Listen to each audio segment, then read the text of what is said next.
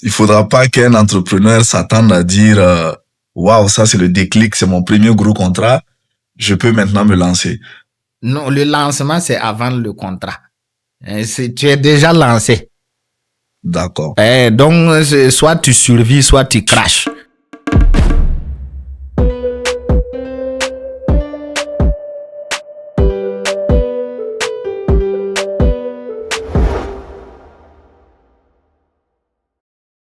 Dans l'imaginaire de nombreux jeunes Africains en général et Burkinabés en particulier, entreprendre, c'est juste avoir une idée, une ambition et faire de la croissance, c'est-à-dire faire du chiffre, être riche. Mais la réalité du terrain est tout autre. Il y a dans le parcours de l'entrepreneur des défis de gestion, la fiscalité, de discipline, de structuration et des défis de la croissance. Nous recevons dans le premier épisode du podcast Wagome un entrepreneur qui a fait ses preuves dans le conseil, la formation et qui a créé des entreprises au Burkina et en Afrique et même en Hexagone, qui va nous partager son vécu et ses expériences, le docteur Pascal Pouya. Bienvenue, monsieur Pouya. Merci beaucoup. Ou encore docteur Pouya. L'un ou l'autre, ça me va. En tout cas, on vous remercie déjà d'avoir accepté notre invitation pour partager votre expérience et votre parcours avec nous et nos différents téléspectateurs qui auront une idée du parcours d'un entrepreneur que vous êtes. Il est important que les invités, ou du moins les téléspectateurs, sachent qui est sur notre plateau. Aujourd'hui, Pascal Pouya a même poursuivi les études jusqu'au doctorat. Donc, c'est pour ça, à l'entame de notre conversation, j'ai dit Monsieur Pascal Pouya ou Docteur Pascal Pouya. Vous avez fait un doctorat en sciences économiques ou en sciences de gestion. Et cette entreprise, vous l'avez créée au Burkina. Aujourd'hui, vous avez des entreprises un peu partout en Afrique et même en Europe, je pense en l'occurrence en France. Vous avez en tout cas, votre parcours entrepreneurial vous a permis de voyager dans le monde entier. Et je voudrais bien sûr savoir comment on a pu réaliser tout ça, mais au fil du temps, vous allez nous expliquer. Est-ce que cette présentation de Pascal Pouya, je ne dirais pas qu'elle est intégrale, peut-être que j'ai manqué des choses. Est-ce que Pascal Pouya voudrait ajouter des choses ou est d'accord avec ça?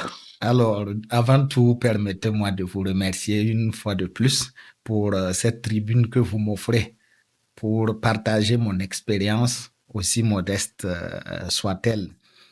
Je dirais que la présentation que vous venez de faire est plus ou moins complète. Je n'aurais pas pu dire mieux.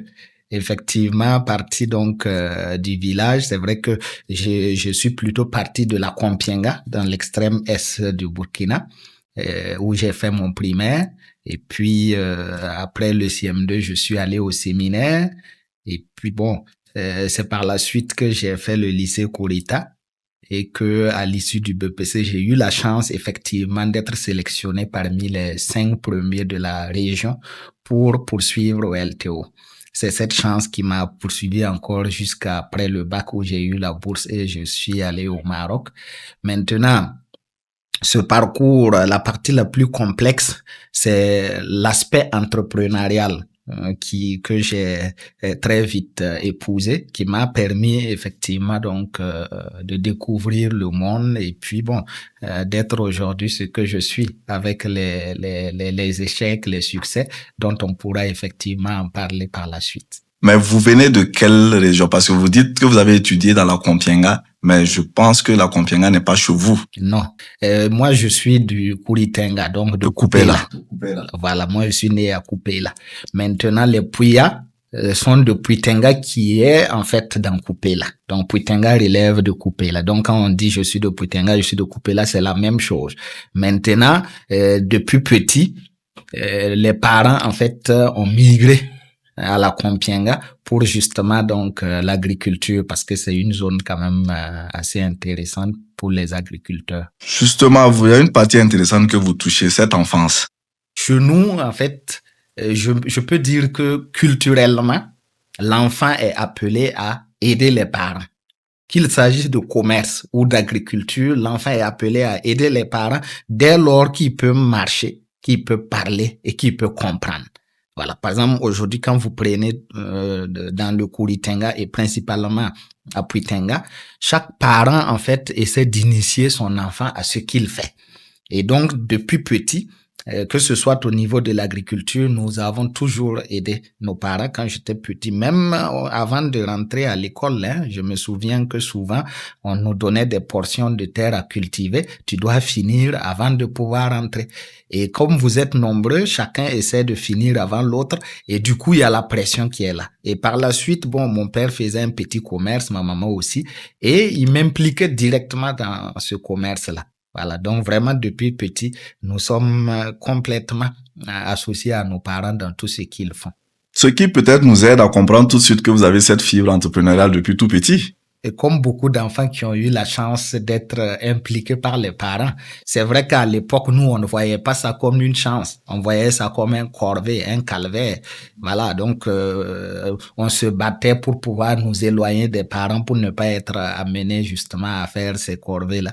Mais maintenant, on s'aperçoit que oui, à quelque part, ça a eu un impact aussi sur nous. Est-ce que venant de cette Kompienga profonde ou de Kupela, vous aviez tout de suite, vous êtes dit, je fais mes études normalement comme un enfant normal entre guillemets et puis je vais avoir mes diplômes, faire un concours de la fonction publique et être un salarié, tout simplement. Est-ce que ou bien c'est venu en tête que vous saviez tout de suite que vous allez devenir entrepreneur? Non, on ne sait pas tout de suite, mais je me dis que peut-être ça fait partie de nous sans qu'on le sache. Parce que dans l'extrême pauvreté, tu rêves de devenir riche. Ça, c'est un fait. Mais tu n'es pas fou pour autant. Parce que tu t'accroches à tout ce qui va te permettre de survivre. Moi, particulièrement, que ce soit à ma troisième après le BPC, ma seconde ou ma première, j'ai passé les concours de la fonction publique. Si j'avais eu les concours, je serais parti. Mais comment un enfant brillant peut aller échouer à ce concours de la fonction publique? Ah, parce que les concours, c'est différent des examens. Donc, à croire que le destin, la fonction publique n'était pas faite pour vous. Bon, c'est effectivement peut-être le destin, peut-être effectivement que comme on parle souvent dans la religion d'appel de Dieu, Dieu nous appelait ailleurs. D'accord. OK. Alors, tout de suite, moi, j'ai envie de savoir, vous nous avez donné un aperçu ou en tout cas nous faire comprendre d'où est venue votre envie tout de suite de faire de l'entrepreneuriat parce qu'évidemment, en tout cas, selon les anciens ou la réalité de la vie, si on veut devenir riche, on ne peut pas être un salarié puis devenir riche. Bon, il faut peut-être, en tout cas pour être riche, comme le disait le président Laurent Gbagbo, le président de la Côte d'Ivoire, il faut aller faire les affaires. Donc, tout de suite, vous finissez vos études, mais vous acceptez quand même de travailler. Est-ce qu'avant ça, vous avez fait des petits boulots ou bien créé votre petit business, comme on aime voir, surtout pour des gens qui viennent on va dire, du Burkina profond? Un petit commerce, ou aller aider telle personne à vendre, est-ce que ce genre de choses? Oui, bon, déjà, de toute façon, depuis le lycée, on faisait le petit boulot. Moi, quand je suis arrivé justement à Ouaga ici pour la seconde, souvent j'étais obligé de laisser l'école 2 semaines, 3 semaines pour aller prendre des produits, circuler, vendre, avoir de quoi survivre et revenir sur les bancs. Voilà, donc ça c'est un fait. Maintenant, quand j'ai eu la bourse, je suis arrivé aussi au Maroc, c'est pareil. En dehors des études, on travaillait parallèlement pour pouvoir survenir à nos besoins. Donc, c'est le sens normal de la vie, c'est l'évolution normale. Maintenant, quand on finit les études, on a le diplôme. Bon, c'est pas toujours évident de se lancer comme ça sans expérience. Donc, j'ai commencé à travailler dans une entreprise. J'ai travaillé au moins 3 ans avant de me lancer personnellement. Donc, mais est-ce que 3 ans, c'est suffisant? C'est pas une question de durée. C'est l'entrepreneuriat, comme j'aime le dire, hein, ça vient de l'intérieur. Quand on est prêt, ça se sait tout de suite. Et c'est soi-même qui le découvre à l'intérieur de soi. Donc, c'est pas peut-être quelqu'un peut travailler 6 mois et au bout de 6 mois, il sent qu'il est prêt. Donc, est-ce que c'est une frustration si n'a pas motivé ça, ou bien le salaire qui n'était, quand je dis frustration, pas comme si vous n'étiez pas en bon terme forcément avec votre hiérarchie. Je quitte une boîte parce que peut-être la boîte ne fonctionne plus bien, ou bien le salaire n'était pas vraiment suffisant, ou bien même aussi on peut ne pas s'entendre avec sa hiérarchie, on n'a pas la même vision, ou bien juste on décide de se lancer, on quitte le salariat pour aller dans l'entrepreneuriat. Alors, généralement, en fait, l'entrepreneuriat est tellement complexe que ce n'est pas le résultat d'un coup de tête. Donc, ce qui fait que tu sois en bon terme ou non, quand le moment arrive, tu le sens et tu veux juste partir. C'est des choses qui ne s'expliquent pas forcément. Mais généralement, l'entrepreneuriat, quand on veut entreprendre, ce n'est pas parce qu'on se retrouve face à une situation, qu'on veut se lancer. Non, non, non. En général, c'est un truc qu'on cultive en soi pendant des années.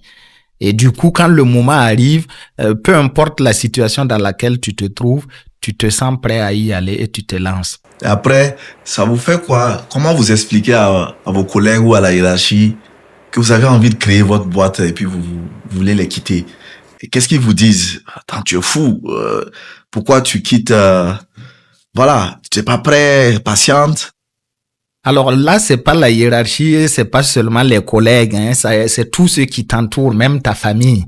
Quand tu veux laisser un boulot stable avec un salaire pour aller te lancer dans l'inconnu, il n'y a personne qui peut te dire vraiment tu fais un bon choix. Tout le monde est inquiet. Mais ils ont tout à fait raison. Parce que si tu pars et ça ne marche pas, c'est pas seulement toi. Ils vont tous en pâtir.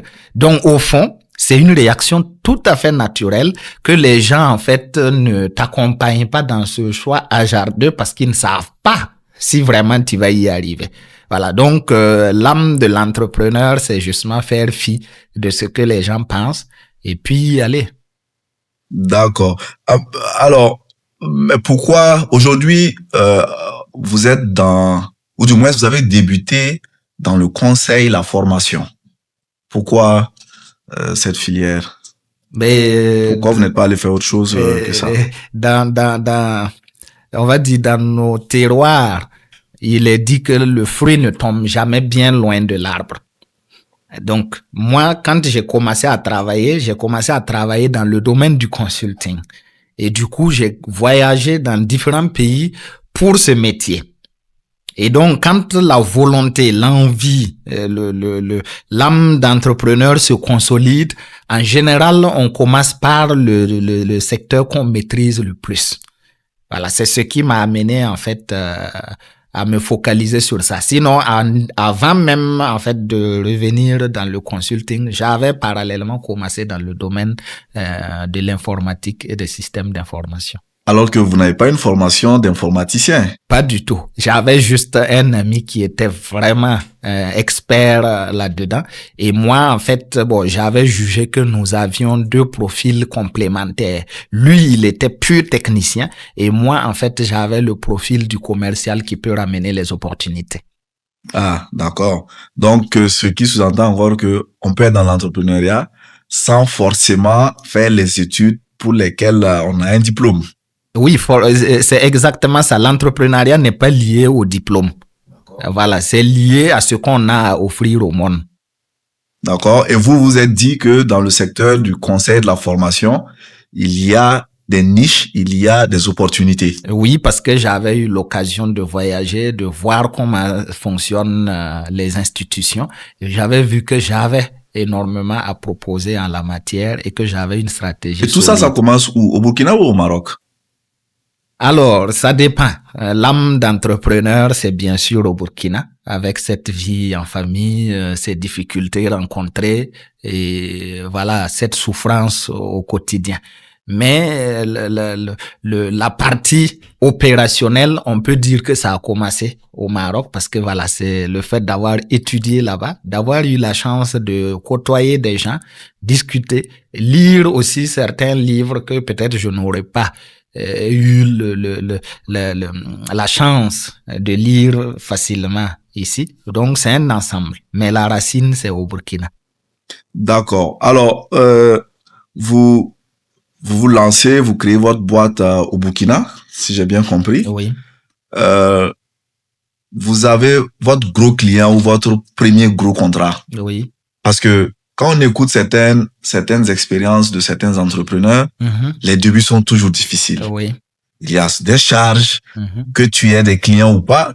Tu as des charges locatives, tu as peut-être un personnel, même si c'est 2 ou 3 employés, alors que tu n'as pas d'entrée, tu n'as pas de revenus. Comment est-ce que on prend ce risque, ou du moins le premier gros contrat, comment on l'obtient? Qui peut nous dire, parce que eux tous ils disent, les choses ont commencé à aller lorsque j'ai décroché mon premier contrat de tant de millions et ça m'a permis maintenant de m'installer, de m'asseoir. Vous, comment ça s'est passé?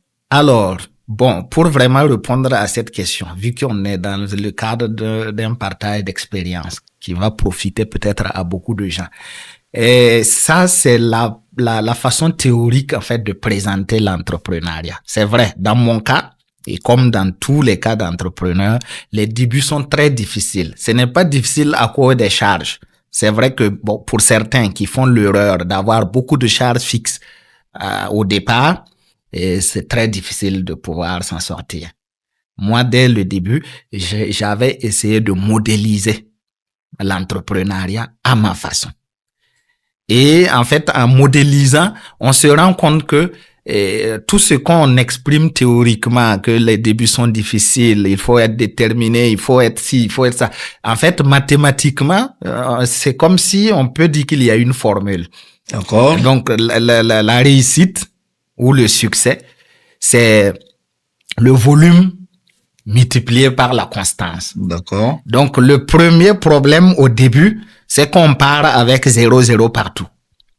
Donc, volume 0, constance 0. D'accord. Et donc, pour faire du volume, ça demande du temps. Pour parler de constance, ça demande du temps. Donc, tous les deux se rapportent au temps. Et c'est seulement ce temps-là, en fait, qui permet de rendre, en fait, chaque inconnu assez significatif pour produire un résultat. Donc, peu importe que vous ayez l'argent pour les charges au début ou pas, vous allez connaître les difficultés du début. D'accord, ça c'est un langage mathématique, mais je reviens encore sur ma question. Vous aviez eu votre premier gros contrat? Pas gros contrat, parce que... Ou en tout cas, le contrat qui vous a permis de vous lancer. Davantage. En fait, si je dis j'ai eu le premier contrat qui m'a permis de me lancer, ça ne serait pas vrai, parce que on est déjà lancé. Il faut que tu trouves des opportunités par tous les moyens. Avec ou non un contrat sérieux ou un premier marché sérieux, il faut que tu trouves des opportunités. Donc, on était dans cette logique dès le départ. Effectivement, la première opportunité que tu gagnes est toujours très difficile parce que tu n'as pas, en fait, une expérience à faire valoir. Et le client, de façon générale, il veut s'assurer que tu peux faire l'affaire parce que tu as déjà fait. Et donc, c'est ça qui rend, en fait, le début très difficile. Donc, oui, nous avons souffert comme tous les entrepreneurs à leur début. Notre première opportunité, ça a été difficile, mais oui, on l'a eu et on s'est basé sur ça pour convaincre d'autres de nous faire confiance. D'accord. Donc, il faudra pas qu'un entrepreneur s'attende à dire waouh, ça c'est le déclic, c'est mon premier gros contrat, je peux maintenant me lancer. Non, le lancement, c'est avant le contrat. Tu es déjà lancé. D'accord. Donc, soit tu survis, soit tu crashes. Est-ce que étant dans le salariat et puis pour se lancer dans l'entrepreneuriat, ça veut dire que vous aviez épargné pour pouvoir, parce que quoi qu'on dise, il y a des charges, vous en avez parlé, des charges fixes. C'est quoi les charges fixes? C'est le loyer, c'est les salaires, c'est l'électricité, c'est ce genre de charges fixes. Mais vous, à moins que vous n'êtes pas enfant de riche, vous n'avez personne. Vous avez eu à travailler, vous avez peut-être un salaire modeste. Vous faites comment? Vous l'épargnez pour vous lancer maintenant? Ou bien je pars négocier un prêt? Comment ça se passe? Alors, ça dépend en fait de l'axe d'entrepreneuriat que chacun choisit. Voilà. Sinon, normalement, l'entrepreneuriat n'est pas lié ni à l'épargne, ni à un fonds de départ.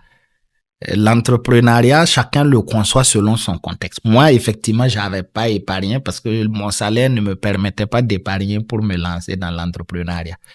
C'est d'ailleurs l'une des raisons principales aussi qui m'a poussé à commencer par les services. Parce que c'est les seuls domaines dans lesquels les charges fixes peuvent être nulles. Donc, dès le départ, le principe est clair. Éviter d'avoir des charges fixes et rendre toutes les charges variables. Comme ça, je ne dépense que quand je gagne. C'est quoi les charges variables pour ceux qui ne comprennent pas ce langage? Alors, les charges variables, ce sont des charges qui dépendent du fonctionnement.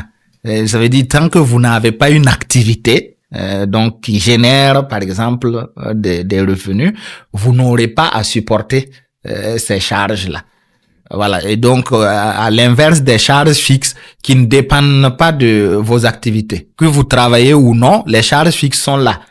Par exemple, si tu commences l'entrepreneuriat et tu prends un local et tu as un loyer mensuel à payer, tu peux pas dire au bailleur que ce mois-ci, nous n'avons pas eu de marché. Ça, c'est une charge fixe. C'est une charge fixe. Que tu gagnes ou non, la charge est là. Voilà. Donc, les services, c'est très intéressant pour nous, les jeunes surtout, parce que ça permet d'éviter au maximum les charges fixes. D'accord. Et du coup, on n'est pas obligé de prendre de l'argent en banque ou de prendre son épargne pour mettre dans l'entrepreneuriat. Ok, vous avez parlé de banque et tout. On va en venir parce que c'est un sujet aussi qui nous intéresse. Beaucoup de jeunes disent qu'ils n'ont pas accès à ces services financiers, mais on va y arriver. Pour le moment, on est en train de voir comment Pascal Pouya ou docteur Pouya a commencé à lancer ses activités, créer son entreprise. Donc, tout de suite, vous commencez dans un secteur, c'est pas comme s'il est nouveau, vous ne l'avez pas créé. Vous êtes venu trouver des aînés, des anciens, des expérimentés, des cabinets de renom. C'est ça. Mais vous partez quand même, vous vous dites que vous aviez votre, en tout cas, vous allez tirer votre épingle du jeu. Malgré tout, ça ne vous effraie pas?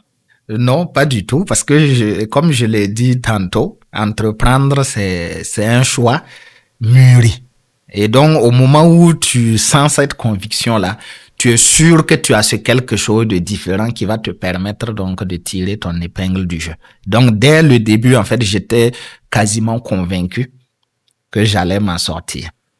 Cette certitude et cette conviction personnelle, dans nos investigations, dans votre chambre d'étudiant, vous aviez mis votre premier milliard à une date avant qu'on ne poursuive. Donc, vous êtes milliardaire. Je peux pas répondre à cette question. Ce que vous avez mis sur votre mur, vous avez donné une date. Oui. Que vous allez avoir votre premier milliard. C'est ça. Ça voulait dire quoi? Votre chiffre d'affaires ou bien votre bénéfice? Ni chiffre d'affaires, ni bénéfice. Au moment, effectivement, où j'écrivais ça, bon, donc, c'est vrai, oui, c'est vrai. Je me permets, en tout cas, de citer un livre, si ça ne pose pas de problème. Allez-y. Alors, j'avais lu le livre Réfléchissez et devenez riche. Et j'avais vraiment apprécié l'exactitude ou du moins le franc-parler, parce que le livre, en fait, il donnait une méthodologie claire de comment il faut faire pour atteindre ses objectifs.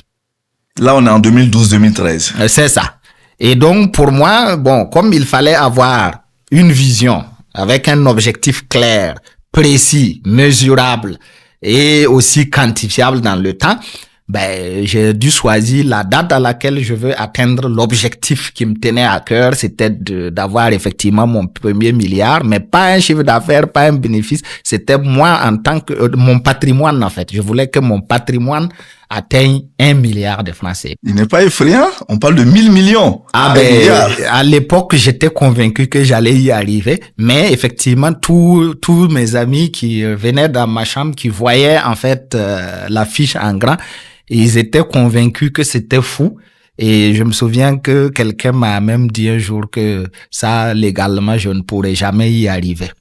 Voilà. Mais vraiment, j'étais convaincu que c'était possible. Donc, je reviens sur ma question. Votre patrimoine, même si c'est pas votre bénéfice aussi, votre patrimoine vaut-il 1 milliard? Et ça, c'est un sujet que je préfère snober parce que, mais bon, aujourd'hui, je suis bien. Je suis stable.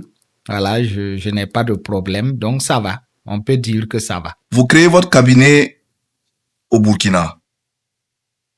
Je suis en train maintenant d'aller sur un autre côté de notre thème. Oui. Vous exportez votre expertise, votre savoir-faire dans d'autres pays. Oui. Est-ce qu'il y a un moment, quand on crée son entreprise, on dit on a atteint une maturité, on s'exporte? Est-ce que c'est comme ça fonctionne? Ou bien on guette une opportunité dans un pays où on étudie le pays en question? Est-ce qu'on peut ouvrir, moi je crée mon entreprise et puis je vais dans n'importe quel pays? Comment ça fonctionne? Expliquez-nous. Alors, pour ce qui est d'ouvrir des filiales dans différents pays, c'est vraiment en fonction du besoin. Parce que nous, par exemple, bon, moi particulièrement, quand je commence au Burkina, parce que le Burkina, c'est chez moi. Donc, je tenais en fait à démarrer à partir de chez moi. Donc, par la suite, comme moi-même, je restais toujours permanemment au Maroc, j'ai jugé qu'il était opportun de créer également au Maroc pour créer la résonance entre les deux structures.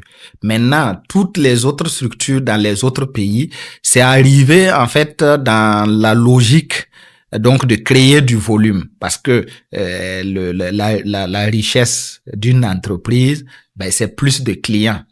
Donc, quand on est dans un seul pays, on peut avoir 10 clients. Mais si vous êtes dans 5 pays et que vous arrivez à avoir 10 clients dans chaque pays, voilà. Mais comment on s'installe? Je prends n'importe quel pays. Comment on s'installe au Togo, en Côte d'Ivoire, au Maroc, en France? Comment on fait ça? Chaque pays a sa réglementation. Justement. Qui favorise l'entrepreneuriat. Donc, nous, quand on est intéressé par un pays en particulier, on essaye de prendre les informations nécessaires pour l'installation. Et puis, bon, on lance... Les informations, c'est seulement la fiscalité ou bien même vous faites une étude de marché ou bien comment ça fonctionne? On aurait pu faire une étude de marché, mais comme on est dans un secteur où on a déjà plus ou moins les informations sur les données, donc, bon, généralement, c'est juste les dispositions fiscales du pays qui nous intéressent. Si on voit que les dispositions fiscales permettent en fait l'installation des étrangers, on se lance. Aujourd'hui, votre entreprise s'appelle Star Group Consulting. C'est ça. Pourquoi d'abord ce nom? Et Star Group Consulting, selon nos investigations, comporte plusieurs entreprises. Vous pouvez nous parler un peu de votre entreprise?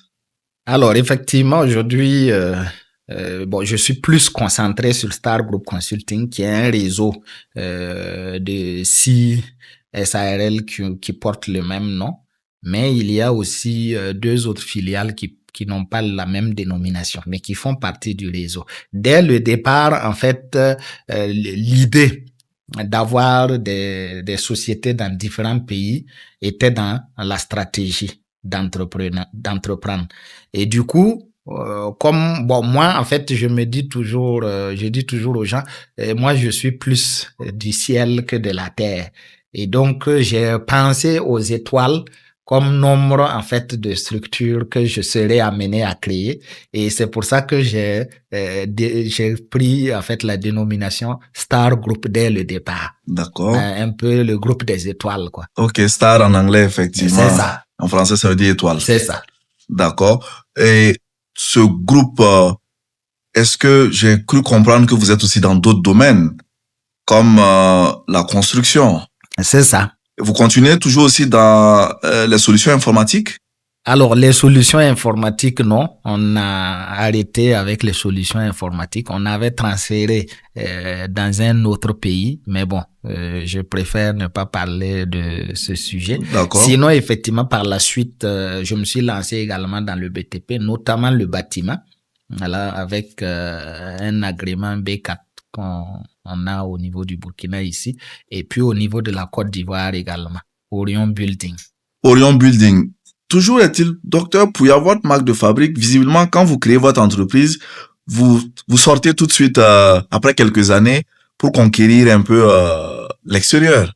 Est-ce que vous ne prenez pas le temps de maturer au pays d'abord avant de... Non, moi je maximise sur le volume et la constance.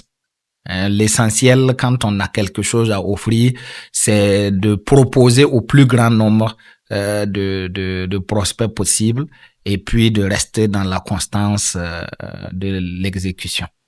D'accord. On voit sur vos réseaux, en tout cas, vous êtes avec des institutions dans la formation ou en tout cas des certifications et même, j'ai envie de dire, des États, c'est-à-dire des institutions publiques et privées.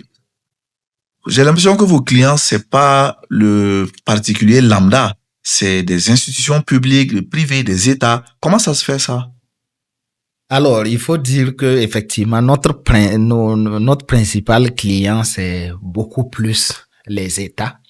Et donc, à travers les États, il y a les institutions souvent qui sont en fait sous-régionales, régionales ou internationales. Voilà.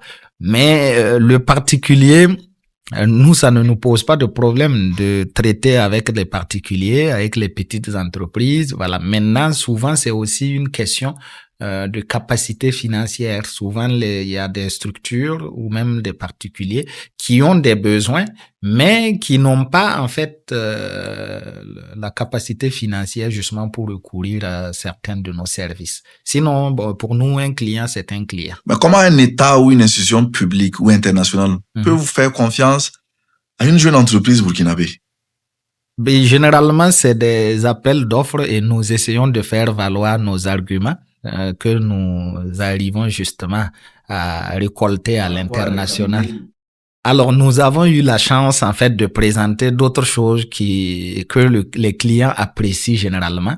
Donc, c'est notre flexibilité. Souvent, la petite taille n'est pas un inconvénient. C'est un avantage majeur. Parce qu'aujourd'hui, par exemple, quand nous, on travaille avec les grandes institutions ou avec les structures publiques, ben, ils sont beaucoup plus satisfaits parce que, en fait, nous sommes beaucoup plus réactif, on est beaucoup plus flexible, voilà, ce que par exemple les grands cabinets ne font pas souvent. Dans le contexte burkinabé, nous sommes face à des défis sécuritaires avec de gros efforts colossaux. D'ailleurs, une pensée à nos forces de défense et de sécurité. Est-ce que pour un entrepreneur avec son entreprise, comment est-ce que vous arrivez à tenir la résilience parce qu'on en a besoin et à faire de la croissance? Alors, globalement, quand on est entrepreneur, c'est des situations qui peuvent arriver parce qu'on ne peut pas anticiper sur ce genre de situation. Maintenant, quand ça arrive, le devoir de l'entrepreneur, c'est de se réinventer par rapport à cette situation pour survivre. Et c'est d'ailleurs pour ça qu'on parle de résilience pour tous, hein. C'est pas seulement au niveau donc des forces de défense, non, ça concerne toute la nation. Nous devons tous être résilients et nous, en tant qu'entrepreneurs, nous exerçons cette résilience-là en essayant de nous réinventer, en voyant comment nous pouvons revoir ce que nous proposons pour nous adapter au contexte actuel. D'accord. Alors, ici, au Burkina, c'est un constat et après, je n'ai pas de chiffres scientifiques. Beaucoup de jeunes, effectivement, veulent bien créer leur entreprise. Mais ces entreprises ne sont pas pérennes. Au bout de 2, 3 ans ou même 5 ans, on a l'impression que c'est dur et puis on ferme. Je parle même jusqu'à la petite échelle, hein, le petit commerçant qui va ouvrir sa boutique de vente de téléphone ou la sœur qui va ouvrir son salon de coiffure ou en tout cas sa boutique de commerce. On n'arrive pas à tenir 5 ans, 10 ans. Après, peut-être c'est une perception. Comme je l'ai dit, j'ai pas de chiffres scientifiques pour soutenir ce que je dis. Mais est-ce que vous pensez déjà que c'est cette perception-là, vous aussi, vous avez la même perception? Et si c'est le cas, pourquoi? C'est pas, les gens se tiennent pas longtemps. Alors là, c'est une perception générale, hein. On a tous la même perception, c'est vrai. Mais plus encore, ce n'est pas seulement propre au contexte burkinabé. Je dirais que c'est de façon générale. L'entrepreneuriat, ben on aura toujours beaucoup de gens qui s'y mettent, mais ceux qui vont arriver au bout ne sont pas nombreux pour une raison très simple. Beaucoup font de l'entrepreneuriat une opportunité. L'entrepreneuriat, c'est pas une opportunité. C'est comme je l'ai dit au début, hein, c'est le résultat, en fait, d'une conviction qui fait naître des idées qu'on modélise pour avoir des organisations qui sont pérennes. Donc, si quelqu'un se lève, il rencontre une difficulté, il décide de créer une entreprise, mais la probabilité que cette entreprise survive est faible. Parce que l'entrepreneuriat, c'est un modèle qu'on doit raffiner et essayer de suivre dans la discipline. Voilà, ça c'est mon premier constat. Mais en la matière, je peux dire énormément de choses parce que il y a tellement de situations comportementales qui font que justement dans nos pays particulièrement, les jeunes entrepreneurs ont du mal à survivre sur le marché. Alors là, vous soulevez un problème qui est propre à la personnalité de l'entrepreneur. Est-ce que aussi l'écosystème est-il favorable? En général, la fragilité des entreprises, surtout des jeunes entreprises, ou du moins les entrepreneurs, si vous voulez, elle n'est pas vraiment liée au contexte ou à l'écosystème. La part de l'écosystème dans les échecs est moindre. L'histoire est formelle. La plupart du temps, c'est la personne même de l'entrepreneur qui pose problème. Si vous voulez, je peux détailler. Vous savez, dans nos contrées, nous avons envie d'être vus. C'est normal, c'est dans l'ADN. La discipline, c'est souvent en fait de désactiver ces éléments-là qui nous caractérisent. Tout à l'heure, je vous ai dit que l'entrepreneuriat n'est pas lié à la chance ou à la magie. C'est un modèle scientifique. Si tu ne fais pas plus de volume et que tu ne le fais pas dans la constance, tu ne feras pas le résultat. Donc, plus de volume, ben, ça nécessite en fait plus d'efforts. Ça veut dire il faut trouver des prospects. Il faut continuer à proposer à plus de monde possible. Et il faut le faire tous les jours. Ça veut dire c'est la discipline. Maintenant, prenons un exemple d'un entrepreneur qui a créé son entreprise, qui se lève, qui court 2-3 jours. Et puis, quand il tourne, il a une opportunité qui est là. Il gagne un peu d'argent. Et s'il arrête de continuer à tourner et il veut s'asseoir, dépenser 2 jours d'abord, mais il va reculer. Et peut-être que comme il fait face à un certain nombre de situations, bon, une situation peut arriver et puis il va même se décourager, ne plus avoir l'énergie nécessaire pour repartir au combat. Donc c'est des petits détails comme ça, mais généralement l'échec est lié à l'entrepreneur lui-même qu'à l'écosystème. Vous avez parlé de modélisation. Est-ce à dire que, mais ça c'est pour quelqu'un qui a peut-être fait l'école? Alors qu'il y a des entrepreneurs qui n'ont même pas mis pied un seul jour dans une salle de classe. L'école moderne que vous connaissez. Oui. Mais qui sont des entrepreneurs à succès. On a beaucoup de Burkinabés comme ça, qui sont dans les industries extractives, qui sont dans les services, dans les finances. Et ces gens-là, vous ne me parlerez pas de modélisation ou de scientifique. Alors, on ne va pas parler de modélisation, mais ils utilisent le modèle. C'est des gens qui sont constants et c'est des gens, en fait, qui travaillent sur le volume. Même si eux, ils ne le voient pas comme ça, c'est ce qu'ils font. Quand vous regardez, vous prenez n'importe quel pays, vous faites la liste des 5 personnes les plus riches de ces pays-là et vous essayez de voir leur histoire. Vous allez voir que, en fait, c'est la discipline dans le temps qui fait leur succès. D'accord. Voilà. On a vu une étude, en tout cas d'une agence qui s'appelle Oronia Finance. Je n'ai plus les chiffres exactement en tête, mais la majorité des entrepreneurs sont pas des gens instruits à l'école moderne là, pour ne pas dire analphabètes, mais ils sont non instruits, mais qui embauchent des instruits et des diplômés. Oui. Donc, vous voyez, la tendance est que ces gens sont pas allés à l'école, mais ce sont eux qui sont les entrepreneurs qui recrutent des diplômés. Oui. Et Est-ce que cette analyse, d'abord, vous pensez que c'est vrai, comme j'ai dit, je citais l'agence, c'est Orient Finance. Est-ce que ça vous parle, ça? Oui, ça me parle. Et c'est beaucoup plus vrai, justement, donc, au Burkina et de façon générale en Afrique. Hein. Et la raison, là aussi, en général, c'est très simple. La plupart donc de nos hommes d'affaires qui n'ont pas effectivement fait de grandes études, ils sont dans l'action.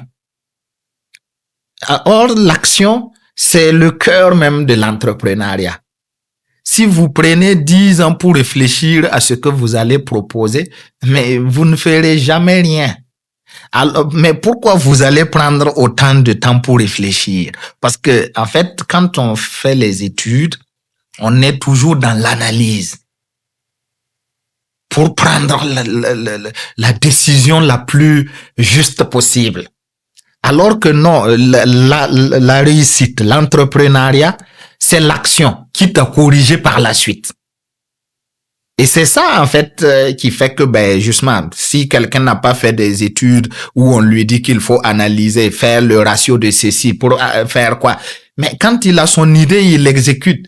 Il va peut-être rencontrer des difficultés. Il se réadapte.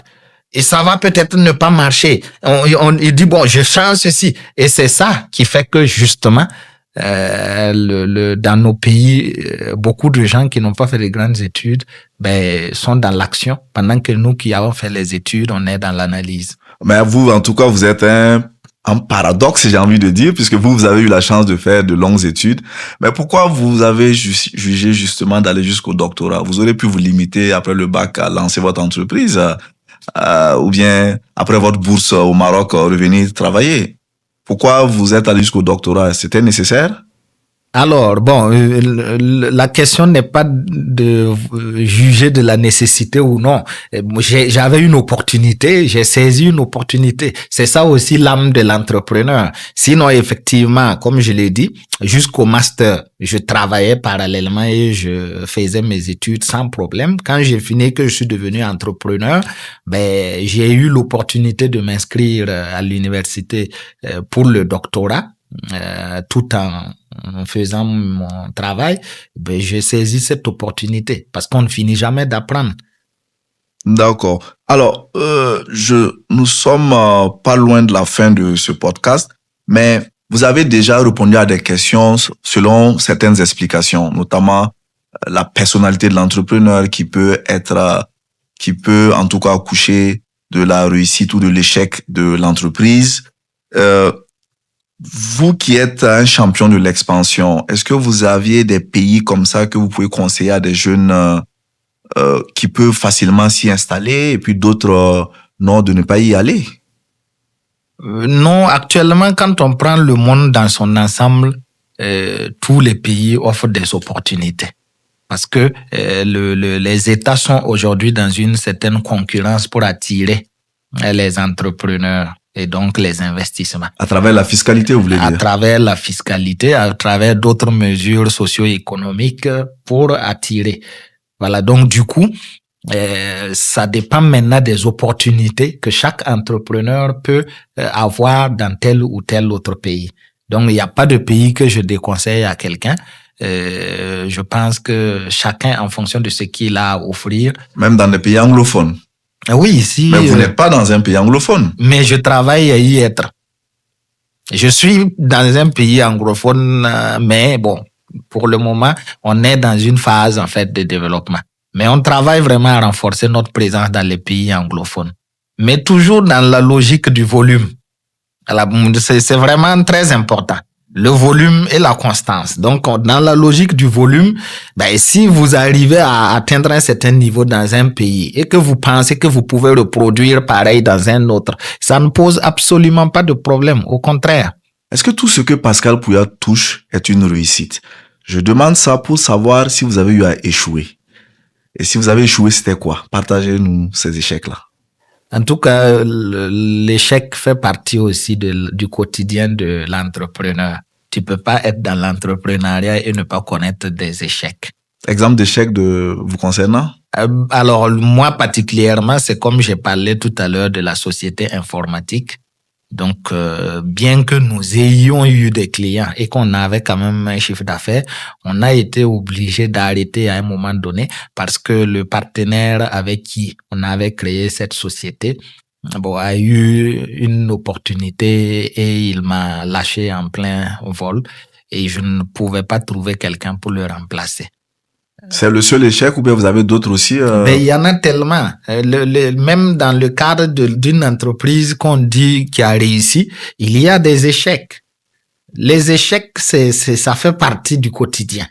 On ne peut pas dissocier l'échec en fait de la réussite parce que ce qu'on appelle échec dans la vraie vie, dans l'entrepreneuriat, c'est des difficultés parce que tu te réinventes face à chaque difficulté. Alors que si on l'a appelé échec, c'est la fin. Donc, dans l'entrepreneuriat, on n'emploie pas toujours échec parce que c'est pas la fin. C'est un blocage qui s'est produit. Tu te réadaptes et tu changes de chemin en fonction de ce blocage-là. Et ça, on en rencontre tous les jours. Même dans les activités qu'on mène, même en fait dans les marchés qu'on exécute, on a des difficultés qui peuvent souvent te donner des nuits blanches. Mais tu réfléchis, tu trouves comment en fait te réinventer et puis surmonter. Vous aviez parlé entre-temps des banques, du financement. Je vous ai dit qu'on allait aborder ça très brièvement. Les jeunes se plaignent de ne pas avoir accès aux services financiers. Les banques sont pas toujours enclines à accompagner les jeunes. Même si elles veulent accompagner, elles demandent en tout cas un certain nombre de documents ou de garanties. Et les jeunes disent, mais comment je vais avoir des garanties si je veux débuter en entrepreneuriat? Vous, comment vous percevez ça et est-ce que vous conseillez un jeune d'aller tout de suite en banque, aller prendre un prêt pour se lancer? C'est une question très difficile parce que c'est une question d'opinion. Moi, de prime abord, je n'ai jamais été favorable pour que, en tant que jeune qui se lance dans l'entrepreneuriat, on ait recours en fait au financement par les banques. Voilà, parce qu'on est dans une zone d'incertitude. Et la banque fait son travail. Si elle te prête de l'argent, elle attend à pouvoir récupérer son argent. Mais tu ne peux pas apporter cette garantie-là au début, que tu pourras lui remettre son argent. Donc, pour le bien de chacun, la banque comme toi-même, c'est mieux en fait si tu peux éviter. C'est pour ça que je dis toujours à ceux qui me demandent mon avis, je dis si tu veux entreprendre, essaye d'aller sur un système en escalier. Tu n'as pas d'argent pour faire cette entreprise que tu veux faire, commence par une entreprise où tu n'as pas besoin d'emprunter de l'argent. Il y a tellement de façons d'évoluer à son rythme pour atteindre l'objectif qu'on s'est fixé. Voilà. Sinon, dès le départ, nous tous on rêvait d'avoir de grandes usines, de grandes sociétés de BTP pour sortir, montrer que c'est nous, on produit ceci ou cela. Mais si tu veux aller en fait vers l'industrie, ça demande en fait des investissements, ça demande beaucoup d'argent. Autant commencer peut-être par un domaine de services où tu gagnes plus de liquidité et tes charges dépendent de ce que tu gagnes. Et par la suite, tu pourras financer au fur et à mesure donc les secteurs plus lourds que tu veux emprunter. Dans votre explication passée, j'ai l'impression que c'est plus facile de réussir dans le service que dans l'industriel. Pas plus facile de réussir dans le service, mais ça correspond en fait au profil d'un jeune qui n'a pas les moyens et qui veut quand même se faire de l'argent. Là, en fait, dans le domaine des services, c'est vraiment ton effort qui produit le résultat. D'accord. Docteur Pouya, on est en train de tirer à la fin en tout cas, on va vers la fin de notre podcast. Et si un jeune vous écoute aujourd'hui, qu'est-ce qu'il doit tirer comme leçon? Qu'est-ce qu'il doit retenir s'il veut se lancer dans l'entrepreneuriat? Alors, pour être le plus direct possible, toute personne qui veut entreprendre doit savoir exactement ce qu'il veut. Il doit savoir quand il le veut. Et il doit en fait transformer sa personne pour être en phase avec sa vision et le cheminement qui va avec cette vision. C'est tout. Après, tout le reste là, c'est des choses qui vont venir. Mais si tu ne sais pas exactement ce que tu veux et que tu ne sais pas quand tu le veux, tous tes efforts seront vains. D'accord. On vous remercie. En tout cas, c'est pas tombé dans les oreilles d'un sourd. Merci déjà. On vous sait très occupé et vous n'êtes pas toujours disponible au pays. Merci déjà pour cette estime et d'avoir partagé votre riche parcours et expérience malgré votre relatif jeune âge. Je rappelle que vous êtes quadragénaire. Et ce n'est pas évident pour des jeunes de cet âge d'atteindre quand même le sommet, vu les grandes entreprises que vous avez au Burkina et en dehors. Je vous remercie et à la Merci prochaine. beaucoup, Monsieur Sissoko. C'était un plaisir de partager le peu que je sais avec vous et j'espère que ça profitera à beaucoup de gens. Merci. Merci. Ce que nous retenons de cet échange, c'est que le parcours d'un entrepreneur est parsemé d'embûches. Ce n'est pas une ligne droite. Il y a des échecs. Il y a des nuits blanches, mais il y a le succès. Nous retenons aussi que l'entrepreneuriat, la réussite ne dépend pas juste de vos choix, mais ça dépend aussi de comment vous gérez ces choix. Si ce podcast vous a apporté de la valeur, restez connectés, partagez, likez et à très bientôt pour les prochains épisodes de Wagomé.